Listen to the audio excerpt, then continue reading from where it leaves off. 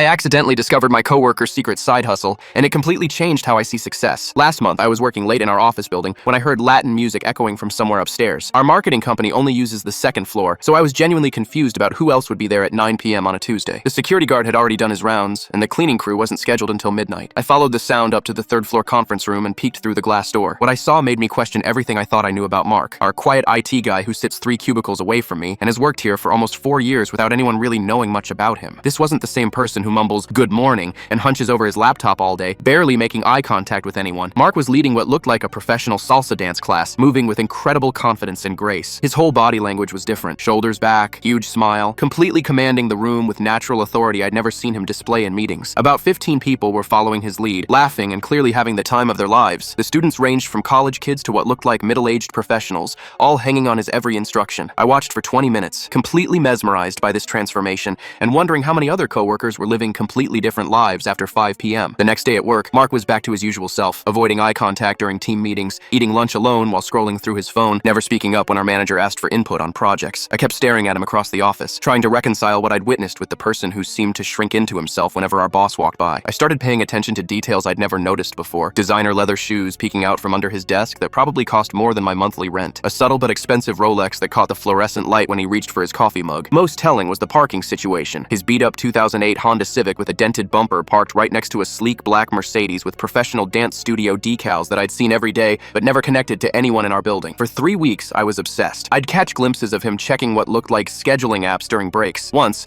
I overheard him taking a call in Spanish, his voice completely different, animated, confident, almost musical. He was discussing choreography for someone's wedding, throwing around terms I'd never heard him use. I even started timing my coffee breaks with his. During one awkward encounter by the printer, I mentioned seeing a dance competition on TV. His eyes lit up for exactly 3 seconds before he caught himself and mumbled something about not knowing much about dancing. Finally, curiosity got the best of me. I walked into the building after hours and knocked on the conference room door. Mark opened it, surprised but not embarrassed. "You've been watching," he said, smiling that same confident smile I'd seen through the glass. "I'm sorry, I didn't mean to spy, It's okay," he interrupted. "Come in." Turns out, he'd been teaching dance for 12 years and owned 3 studios across the city. His students ranged from teenagers preparing for quinceañeras to elderly couples rekindling romance. "I make more in 1 weekend teaching than I do here in 2 months, he explained, gesturing around the makeshift dance floor. "Then why keep working here?" I asked, genuinely confused. He paused, watching his students warm up behind him. "Because when people see a young black man stepping out of a Mercedes in an expensive suit, they make certain assumptions. Police pull me over. Store clerks follow me around. Neighbors call security." He adjusted his plain button-down shirt. "But when they see me fixing their computers in business casual, troubleshooting their email problems, I'm safe, invisible, harmless. This job isn't my career," he said, watching a couple nail a complicated turn sequence. "It's my disguise. I've never looked at office hierarchies the same way since."